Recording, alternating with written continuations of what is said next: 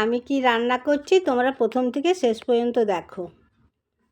তো প্রথমে আমি করলাগুলোকে ভালো করে কেটে ধুয়ে নিয়েছিলাম, কড়ার মধ্যে সর্ষের তেল দিয়ে এগুলো আমি ভাজতে দিলাম। একটু ভাজা ভাজা হয়ে যাবে, তখন আমি লবণ হলুদ কিচ্ছু দিলাম না, প্রায় ভাজা হয়ে গেছে। এগুলোকে আমি একটু সাইড করে নিচ্ছি। এর মধ্যে আমি আবার সামান্য একটু সর্ষের তেল দিয়ে দেবো। তারপরে দিলাম কালো জিরে, 5-6 কোয়ার মতন রসুন, কাঁচা লঙ্কা, আর দিলাম কুচানো একটু অল্প করে পেঁয়াজ, একটা শুকনো লঙ্কাও দিয়ে দেবো, আর লবণ হলুদ পরিমাণ মতন দিয়ে দিলাম। দিয়ে এটা আমি ভালো করে নাড়াচাড়া করে ভেজে নেব।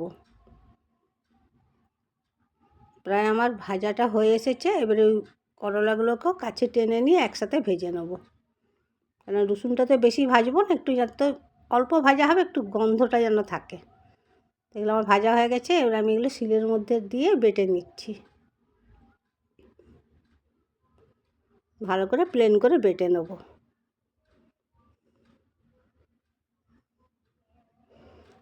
তো আমার প্রায় বাটা হয়ে গেছে। এবারে কুচিয়ে রাখা কিছুটা কাঁচা পেঁয়াজ দিয়ে দিলাম, যেটা ভালো করে মেখে নেব। এর উপরে সর্ষের তেল দিলেও, কাঁচা সর্ষের তেল দিলেও ভালো লাগে, কিন্তু আমি আর দেবো না। অল্প ভাতের সাথে নিয়ে আমি খেয়ে দেখছি কতটা ভালো হয়েছে। আমার তো দারুণ লাগে, তোমরা পারলে একবার করে খেয়ে দেখবে। যদি তোমাদের বেশি তেতো লাগে তাহলে একটু লেবুর রসও দিতে পারো। আর তোমরা কে কেমন আছো? আশা করি তোমরা সবাই ভালো আছো, ভালো থেকো।